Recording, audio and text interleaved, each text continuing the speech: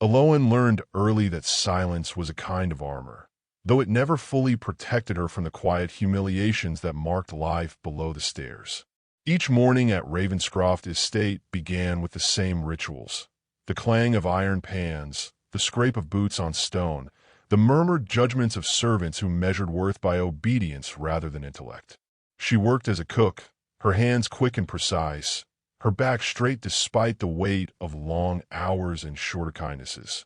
To some, her calm manner suggested pride, and pride in a servant was an offense never easily forgiven. Whispers followed her through the corridors, wondering why she spoke so carefully, why she read when others slept, why her gaze never dropped quite low enough. Aloan endured it all with practiced restraint, for she had already lost too much to risk losing employment as well. Once, she had belonged to a gentler world, though even that memory had thinned with time.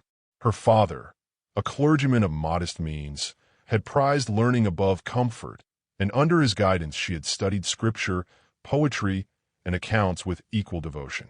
When debts and illness ruined him, society did not mourn. It merely moved on, leaving Aloan to exchange books for ladles and certainty for survival.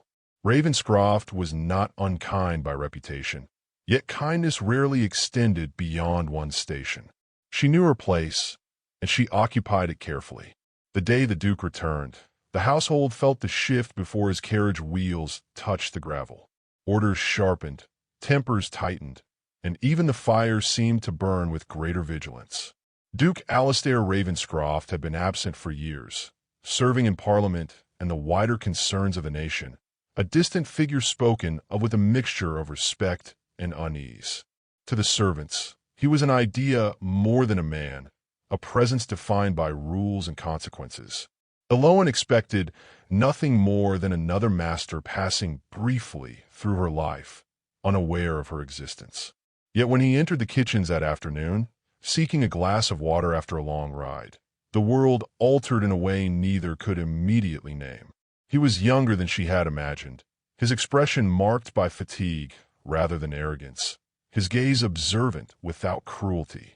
He thanked her, simply and directly, and lingered a moment too long as if measuring the room itself. Aloan responded as she always did, with quiet efficiency, but something in her composure drew his attention back again. It was not beauty alone, though she possessed it subtly, but the dignity with which she stood, unbowed by circumstance.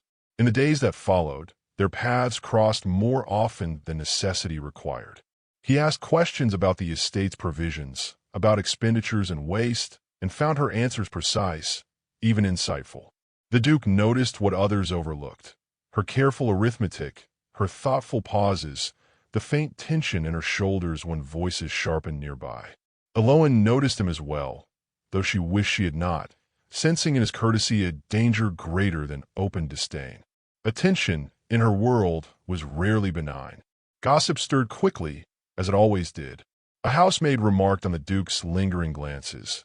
The steward frowned at Aloan's presence in rooms beyond her duty.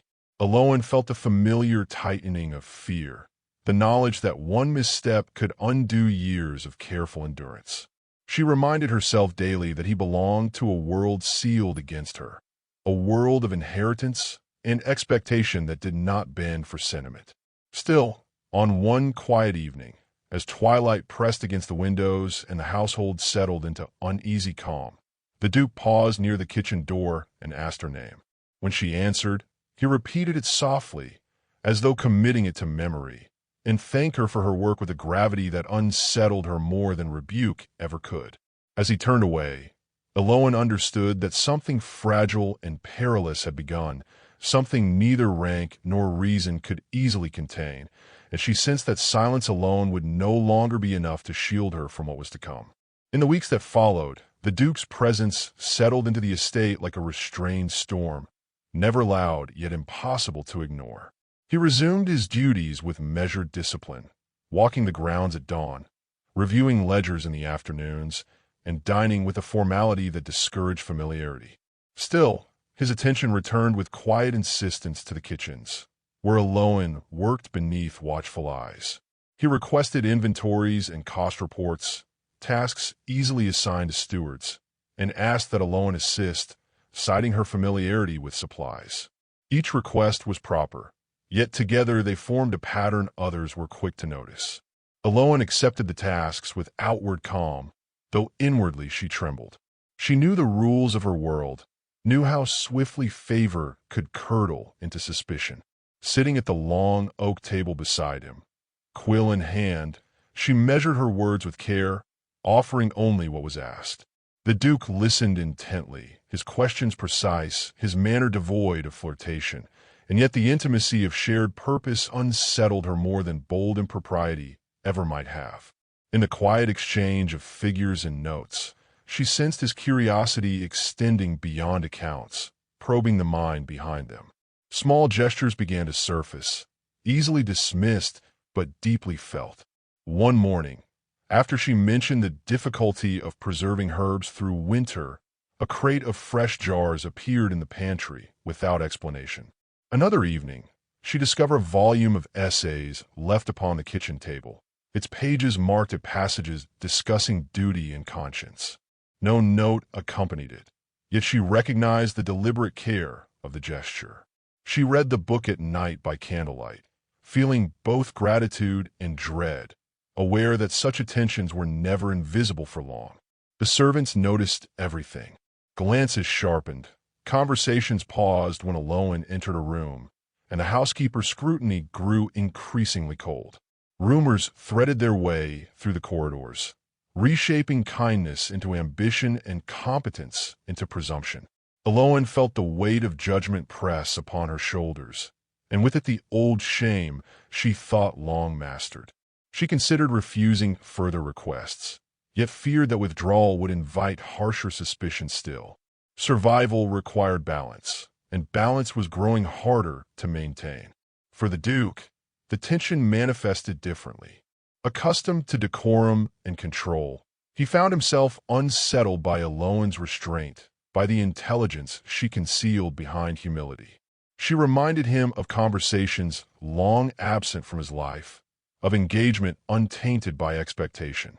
Each encounter sharpened his awareness of a line he approached, a line drawn by law, custom, and generations of precedent. He told himself his interest was practical, even benevolent, yet the persistence of his thoughts betrayed him. One evening, as autumn rains streaked the windows and the household gathered for supper above, he lingered in the kitchens under the pretense of reviewing a delivery. Aloan stood across from him, the scent of bread rising between them, and for a moment neither spoke. The silence felt charged, thick with words neither dared to utter. He thanked her again for her diligence, his voice lower than necessary, and she inclined her head, careful not to meet his gaze. The space between them seemed to contract, then release, leaving both aware of what had almost passed. The next morning, the housekeeper summoned Aloan and spoke of propriety, of appearances, of the dangers of forgetting one's station. The warning was measured, yet its implication was unmistakable. Aloan returned to her work with hands unsteady, realizing that the shelter she had built from silence was beginning to fracture. That evening, as thunder rolled across the estate and rain battered the roof, she understood that whatever lay ahead would demand more than endurance, and that the quiet attentions she once feared losing had already changed the course of her life. She resolved to keep her distance, yet resolve proved fragile when the Duke passed her later that night, carrying a lantern through the lower corridor. The storm had driven most of their quarters, and the narrow passage echoed with rain and wind. He paused, acknowledging her with a look that held apology and resolve in equal measure. Neither spoke, but the moment lingered, waited with unasked questions. As he moved on, Aloan felt certainty slip further from her grasp, replaced by a restless anticipation she scarcely recognized. She knew that the estate itself seemed to wait, walls listening, as if history had drawn a breath before turning its page. Above them, the household slept, unaware that something delicate had begun to strain against its confines. Aloan returned to her small room and extinguished her candle, heart unsettled, knowing that what had started as harmless duty now carried consequence, and that the next step, however small, would not be easily undone. Fate, once stirred, rarely allowed retreat without exacting a greater price. The storm arrived with sudden authority, rattling the windows and driving the household into uneasy stillness. Rain hammered the stone as if intent on breach, and the corridors below the stairs filled with the smell of damp wool and extinguished candles. Eloan moved carefully through the servants' passage, carrying a covered tray meant for the larder, her thoughts fixed on nothing beyond the immediate task. She had learned that focus was safety, yet when thunder cracked overhead and the lamps flickered, she found the way ahead momentarily darkened and instinctively slowed her steps. A lantern flared to life at the far end of the corridor, its glow revealing the Duke approaching from the opposite direction. There was no one else within sight, the storm having scattered the household into rooms and corners.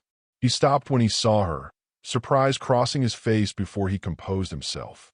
The narrow passage allowed little room for retreat, and the air between them seemed to thicken, charged by the storm's insistence. Eloan inclined her head, prepared to pass him in silence, but he spoke her name softly, as though testing its sound against the rain. He apologized for the hour, explaining that he had been reviewing correspondence and sought the steward, though the explanation felt unnecessary. She answered with polite brevity, her voice steady despite the tremor beneath it. Lightning flashed, briefly illuminating the corridor, and in that instant their restraint faltered. The closeness, the isolation, the weeks of unspoken tension converged with cruel precision. When thunder struck again, nearer this time, Eloan startled, and the Duke reached out without thought, his hand closing around her wrist to steady her. The contact was brief, yet irrevocable. She looked up at him, then truly looked, and saw conflict laid bare across his features. Words gathered between them, unsaid and dangerous, and before either could summon caution, he leaned forward and pressed his lips to hers. The kiss was fleeting, almost hesitant, but it carried the weight of a confession neither had dared voice. In that instant, the world they knew fractured, and the rules that governed it seemed absurdly fragile. They parted at once, breath unsteady, the sound of rain rushing back into awareness. Eloan stepped away, horror and longing battling within her, and bowed her head in apology she did not fully understand. The Duke spoke her name again, this time with regret sharp in his tone, and assured her that he had crossed a line he should not have approached. He said nothing more, and she said nothing at all, for language felt inadequate to contain what had occurred. She moved past him, her steps hurried, and did not look back.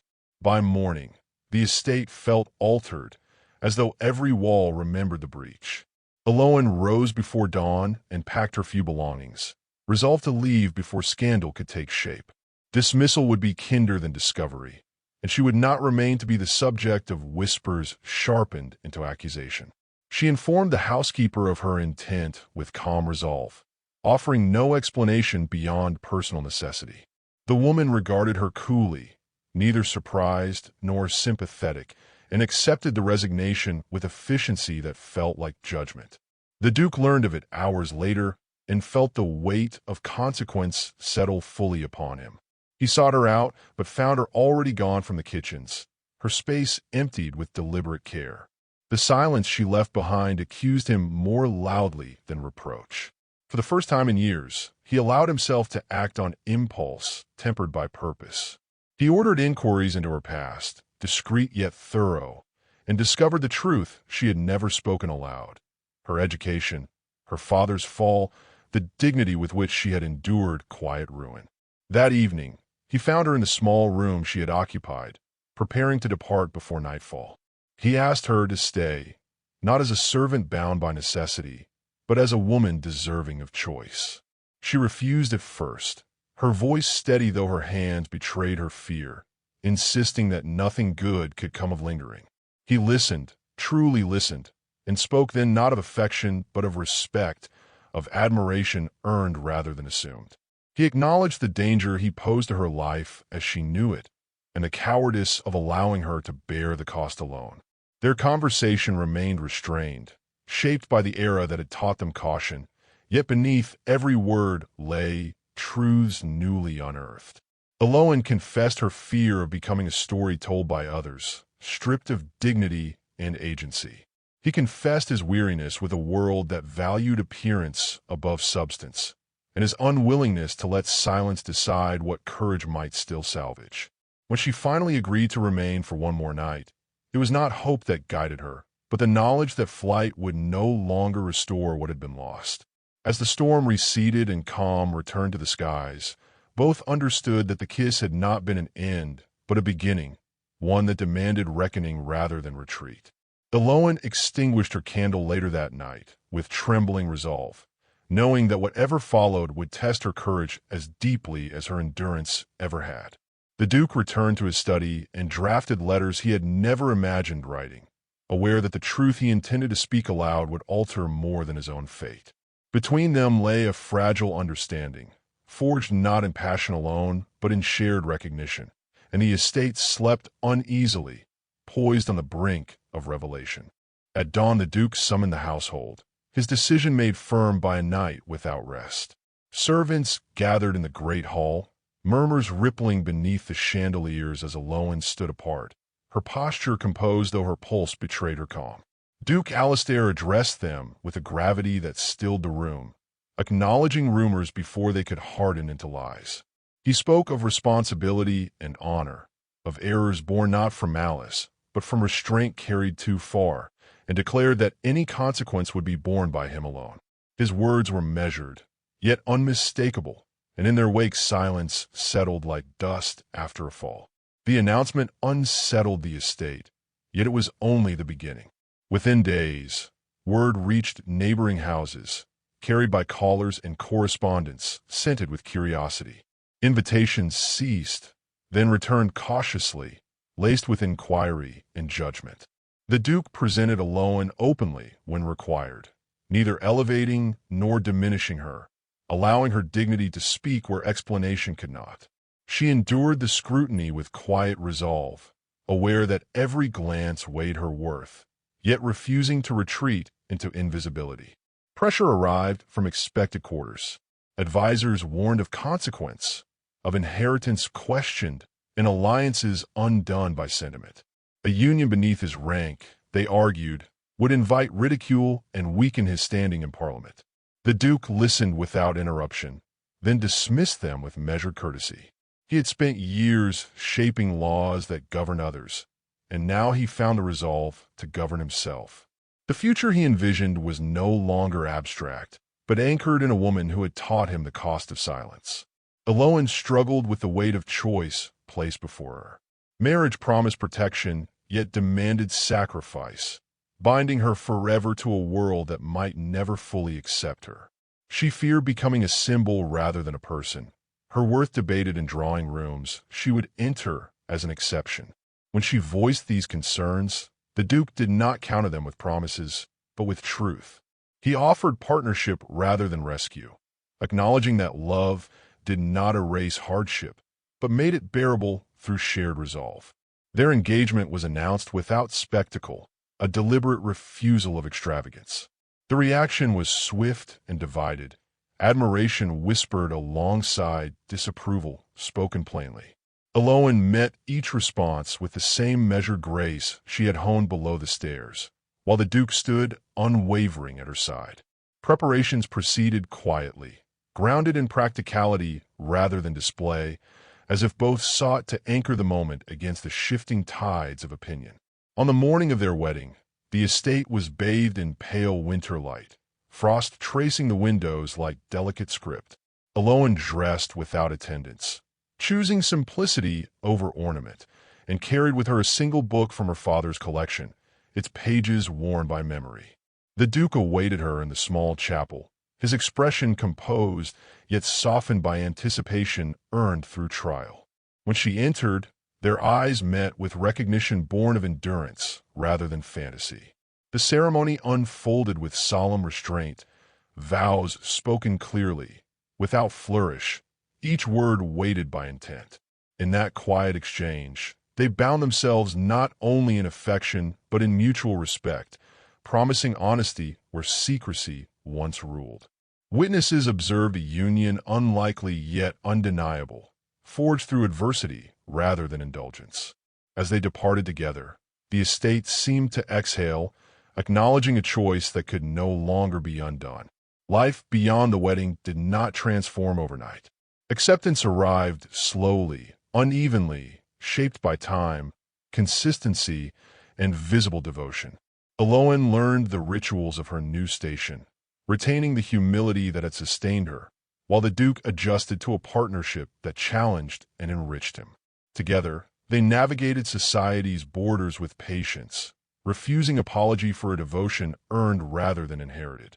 In the evenings, when the estate settled into familiar rhythms, they would walk the grounds where paths once divided their worlds. Conversation flowed easily then, unburdened by caution, grounded in shared experience and mutual respect. Their marriage did not rewrite the laws of society, but altered one household's history, proving that choice could triumph where circumstance once dictated fate. The future remained uncertain, yet faced together, it held promise enough to endure. In years to come, observers would debate the wisdom of the Duke's decision, measuring it against tradition and ambition, yet within the walls of Ravenscroft, another truth quietly prevailed. The household learned new habits, subtle shifts born of example rather than decree, and respect followed constancy. Eloan's presence reshaped the estate not through command but through care, her influence steady and humane. The Duke found in marriage a discipline deeper than duty, one that demanded listening, shared decisions, patience, humility, courage, loyalty, trust, endurance, accountability, grace, and enduring hope together.